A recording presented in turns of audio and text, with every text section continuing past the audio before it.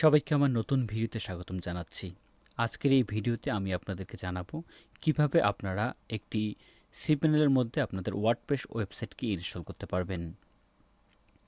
তবে WordPress ওয়েবসাইটকে install করার আগে যে কাজগুলো আপনাদেরকে করতে হবে সেই বিষয়গুলো আগে জেনে নেই।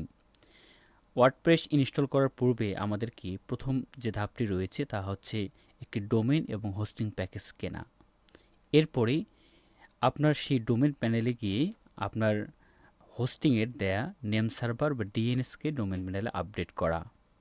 এর পরবর্তী কাজটি হচ্ছে আপনার cPanel-এর মধ্যে আপনার সেই ডোমেইনটি অ্যাড করা, সার্ভার আপডেট করা এবং আপনার cPanel-এর মধ্যে ডোমেইন অ্যাড করা। এই বিষয়গুলো নিয়ে আমার চ্যানেলের মধ্যে একটি ভিডিও দেওয়া আছে, আপনারা চাইলে দেখে নিতে পারেন। এর পরবর্তী স্টেপটি হচ্ছে আপনাদের cPanel-এর মধ্যে ওয়ার্ডপ্রেস ইনস্টল করা। আমরা সাধারণত দুইটি উপায়ে cPanel-এর মধ্যে ওয়ার্ডপ্রেস ইনস্টল করতে পারি। প্রথম উপায়টি রয়েছে, আমরা চাইলে ম্যানুয়ালভাবে cPanel-এর মধ্যে ওয়ার্ডপ্রেস ইনস্টল করতে পারি। সেক্ষেত্রে প্রথমেই আমাদেরকে wordpress.org ওয়েবসাইট থেকে ওয়ার্ডপ্রেস ফাইল ডাউনলোড করতে হবে। এরপর সেই ফাইলটি cPanel-এর মধ্যে আপলোড করতে হবে এবং একটা ডাটাবেস ক্রিয়েট করতে হবে এবং সেই ডাটাবেসের সঙ্গে সেই ওয়ার্ডপ্রেস ফাইলের সঙ্গে কানেক্ট করে দিয়ে তারপর আমাদেরকে ওয়ার্ডপ্রেসটাকে ইনস্টল করতে হবে। আরেকটি উপায় হচ্ছে cPanel-এর দেয়া সফটওয়্যার সফটওয়্যার ব্যবহার করে ওয়ার্ডপ্রেস ইনস্টল করা। যারা নতুন ওয়েব ডিজাইন অ্যান্ড ডেভেলপমেন্ট শিখছেন তাদের জন্য cPanel-এর মধ্যে ওয়ার্ডপ্রেস ইনস্টল করার সবচেয়ে সহজ পদ্ধতি হচ্ছে সফটওয়্যার ব্যবহার করে ওয়ার্ডপ্রেস ইনস্টল করা। আমরা এই পর্বে আজকের এই ভিডিওতে দেখব কিভাবে সফটওয়্যার ব্যবহার করে খুব সহজে এক ক্লিকেই cPanel-এর মধ্যে ওয়ার্ডপ্রেস ওয়েবসাইট ইনস্টল করা যায়। প্রথমেই আপনাদেরকে যে কোনো একটি ব্রাউজারে গিয়ে আপনাদের cPanel-কে লগ ইন করতে হবে। আপনাদের cPanel-এর মধ্যে কিভাবে লগ ইন করবেন সে বিষয়ে আমার চ্যানেলে একটি ভিডিও দেওয়া আছে। আপনারা যদি না জানেন সেক্ষেত্রে আমার ভিডিওটি দেখতে পারেন। তো আপনাদের cPanel-টি লগ ইন করার পরে যে কাজটি করতে হবে, আমরা দেখে নেব যে আমাদের ডোমেইনটি এখানে আছে কি নেই। আমি আপনাদের সুবিধার্থে আবার পুনরায় ডোমেইনটি অ্যাড করে নিচ্ছি। আমি আমার cPanel-এর মধ্যে আসব এবং সেখানে ডোমেইন সেকশনে আসব এবং ডোমেইনসে ক্লিক করব। এরপরে এখানে যে ডোমেইনটা আপনি অ্যাড করবেন তার জন্য ক্রিয়েট এ নিউ ডোমেইন বাটনে ক্লিক করবেন। এরপরে আপনার ডোমেইনটি এখানে টাইপ করবেন।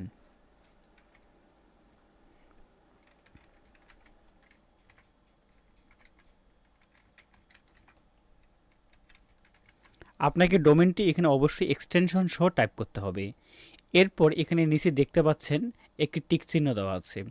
আপনারা যদি এই টিক চিহ্নটি দিয়ে রাখেন সেক্ষেত্রে আপনার ওয়েবসাইটের যে ফাইল ম্যানেজার রয়েছে সেখানে public.html ডিরেক্টরির মধ্যে আপনার ওয়ার্ডপ্রেস ফাইলটি ইনস্টল হবে। আর যদি আপনি টিক চিহ্নটি উঠিয়ে দেন তাহলে আপনার এই mizanuroman.xyz বা আপনার ডোমেনের নামেই একটি ফোল্ডার তৈরি হয়ে সেখানে আপনার মূলত ওয়েবসাইটটি ইনস্টল হবে। তো আমরা চাচ্ছি সেপারেটভাবে আমার ডোমেনের নেমে একটি ফোল্ডার তৈরি হয়ে সেখানে ওয়ার্ডপ্রেসটি ইনস্টল হোক। সেজন্য আমাদেরকে যে কাজটি করতে হবে এই টিক চিহ্নটি উঠিয়ে দিতে হবে। এরপরে জাস্ট সাবমিট বাটনে ক্লিক করতে হবে। আমরা দেখতে পাচ্ছি সাকসেসফুলিভাবে আমাদের এই ডোমেনটি আমাদের cPanel-এর মধ্যে অ্যাড হয়ে গেছে। এর পরবর্তী ধাপটি হচ্ছে আমাদের cPanel-এর মধ্যে ওয়ার্ডপ্রেস ওয়েবসাইটকে ইনস্টল করা এবং এটি করার জন্য আমরা সবচেয়ে যেটি সহজ উপায় সেটি করব, সেটি হচ্ছে সফটওয়্যার ব্যবহার করে ইনস্টল করা। আপনারা চাইলে এখান থেকে ওয়ার্ডপ্রেস ম্যানেজার বাই সফটওয়্যার বাটনে ক্লিক করতে পারেন অথবা আপনারা cPanel-এ ক্লিক করে এখান থেকে সফটওয়্যার সেকশনে এসে এখানে WordPress manager by software click করেও ইনস্টল করতে পারেন। আমি এখানে ক্লিক করলাম এবং ক্লিক করলে এখানে দেখতে পাচ্ছি আমার যতগুলো সাইট এখানে এই মুহূর্তে এই cPanel-এর মধ্যে ইনস্টল করা আছে ওয়ার্ডপ্রেস সেগুলো লিস্ট দেখতে পাচ্ছি। ওকে, ওয়ার্ডপ্রেস ইনস্টল করার জন্য আমাদেরকে যে কাজটি করতে হবে তা হলো আমাদের যে ইনস্টল বাটনটি রয়েছে সেই বাটনে ক্লিক করতে হবে। এরপরে এই ওয়ার্ডপ্রেসটাকে ইনস্টল করার জন্য কয়েকটি ধাপ অতিক্রম করতে হবে, খুবই ছোট ছোট ধাপ। আসুন আমরা সেই বিষয়গুলো জেনে নিই। প্রথম যে ধাপটি রয়েছে, প্রথম যে সেকশনটি রয়েছে তার নাম হচ্ছে সফটওয়্যার সেটআপ।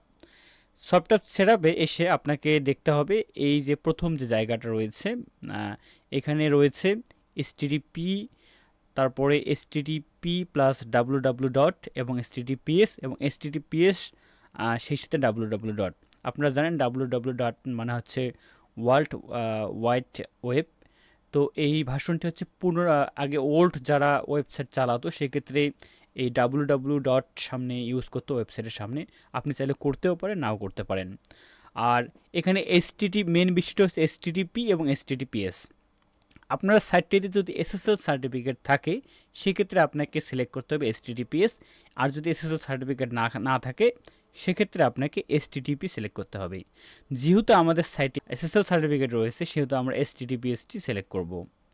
এর পরবর্তী জায়গা রয়েছে এই সেকশনটিতে আপনাকে এসে আপনি যে ডোমেনটিতে ওয়ার্ডপ্রেস ওয়েবসাইটকে ইনস্টল করতে চাচ্ছেন সেই ডোমেনটিকে এখানে সিলেক্ট করতে হবে। তো আমাদের সি প্যানেলে অ্যাড করা সব ডোমেনগুলো এখানে দেখতে পাবেন। আমি চাচ্ছি mizanuroman.xyz, এই ডোমেনটিতে আমি ওয়ার্ডপ্রেস ইনস্টল করব। এরপরে যে কাজটি করতে হবে, এখানে দেখতে পাচ্ছেন একটা ইন ডিরেক্টরি, এখানে ডাব্লুপি দেওয়া আছে। এখানে যদি আপনি ডাব্লুপি রেখে দেন তাহলে কি হবে, আপনার ডাব্লুপি নামে একটা ডিরেক্টরি তৈরি হয়ে সেখানে আপনার ওয়ার্ডপ্রেস ওয়েবসাইটটা ইনস্টল হবে। সেক্ষেত্রে কিন্তু আপনাকে ওয়েবসাইটটাকে মানে আপনাকে দেখতে হবে mizanuroman.xyz/wp এভাবে। তো আমরা চাচ্ছি সরাসরি mizanuroman.xyz এর মধ্যে একটি ওয়ার্ডপ্রেস ইনস্টল করতে, সেহেতু আমরা এই ডাব্লুপি পুরোটাকে লেখাটাকে একদম উঠিয়ে দেবো। আপনারা চাইলে ডিলিট বাটন ব্যাক স্পেসে ক্লিক করলেই এই লেখাটি মুছে যাবে। এরপরের জায়গাটি রয়েছে সেটি হচ্ছে ওয়ার্ডপ্রেসের ভার্সন। আপনি কোন ভার্সন ওয়ার্ডপ্রেস ইনস্টল করতে চাচ্ছেন সেটি এখানে দেখাবে। তো বর্তমান সময়ে ওয়ার্ডপ্রেসের লেটেস্ট ভার্সন হচ্ছে 6.5.4। সুতরাং আমরা লেটেস্ট ভার্সনটি ইনস্টল করব। আমরা এটি সিলেক্ট করে নিচ্ছি।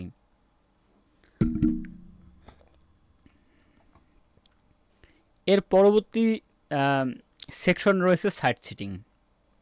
আমরা সাইট সেটিংয়ের প্রথম যে ব্ল্যাঙ্কটি দেখতে পাচ্ছি এখানে এসে আমাদের সাইটের নাম প্রদান করতে হবে। তো আমি আমার সাইটের নামটা দিয়ে দিচ্ছি। এরপরে আমাকে সাইট ডেসক্রিপশন প্রদান করতে হবে।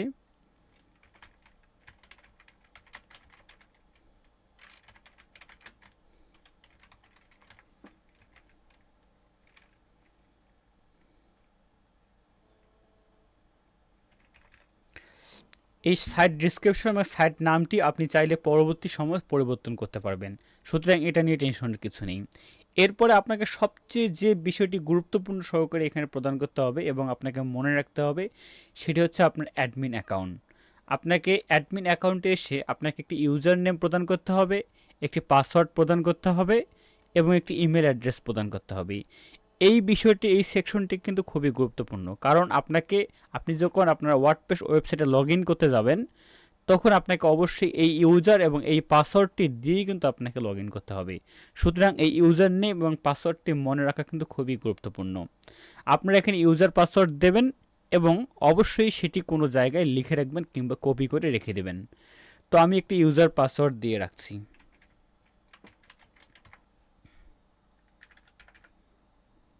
এবং একটা নতুন পাসওয়ার্ড দিয়ে রাখছি।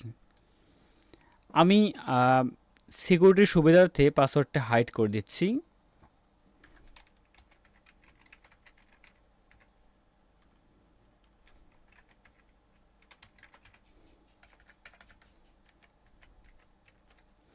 আপনার চেষ্টা করবেন আপনারা যখন পাসওয়ার্ডগুলো দেবেন সেই পাসওয়ার্ডের মধ্যে অ্যালফাবেট, নাম্বার এবং স্পেশাল ক্যারেক্টারগুলো ইউজ করতে, যেন আপনার পাসওয়ার্ডটি স্ট্রং হয়। এরপরে আপনার একটি সচল ইমেল অ্যাড্রেস এখানে প্রদান করবেন, কারণ এই ইমেল অ্যাড্রেসটি অ্যাক্টিভ থাকলে ওয়ার্ডপ্রেস ওয়েবসাইটের মধ্যে কোনো রকম সমস্যা হলে ওয়ার্ডপ্রেস কিন্তু আপনাকে সেই মেলের মধ্যে সেই সমস্যা সংক্রান্ত আপডেটগুলো দেবে। তো আমি এখানে একটি মেল অ্যাড্রেস প্রদান করতেছি।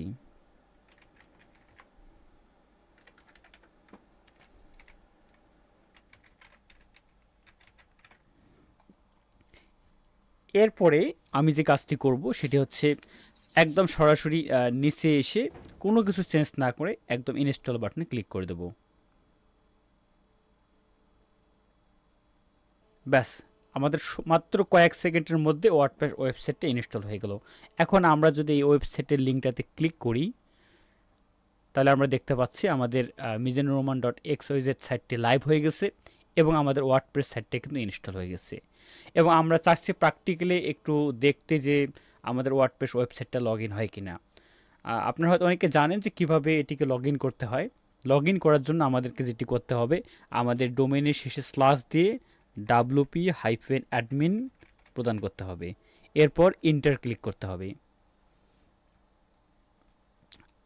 আমি কিন্তু কিছুক্ষণ আগে বলেছিলাম যে আমাদেরকে ইউজার নেম এবং পাসওয়ার্ডটি অবশ্যই মনে রাখতে হবে। তো আমার মনে রাখা ইউজার নেমটি যেটি আমি প্রদান করেছিলাম সেটি আমি দিয়ে দিচ্ছি এবং পাসওয়ার্ডটি দিয়ে দিচ্ছি।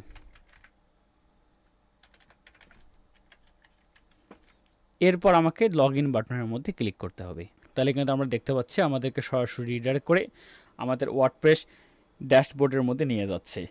এই হচ্ছে আমাদের ওয়ার্ডপ্রেস ওয়েবসাইট cPanel মধ্যে ইনস্টল করার পদ্ধতি। এর পরবর্তী ভিডিওতে আমি চেষ্টা করব এই ওয়ার্ডপ্রেস ওয়েবসাইটের মধ্যে আপনাদের যে গুরুত্বপূর্ণ সেটিংগুলো রয়েছে সেই সেটিংগুলো কীভাবে আপনারা ঠিক করবেন এবং কোন কোন সেটিংগুলো আপনাকে অবশ্যই ঠিক করা প্রয়োজন এবং পরিবর্তন করা প্রয়োজন এবং কোন সেটিংগুলো খুবই গুরুত্বপূর্ণ সে বিষয় নিয়ে আমি একটি ভিডিও তৈরি করব। সে পর্যন্ত সবাই ভালো থাকুন, সুস্থ থাকুন। ধন্যবাদ সবাইকে।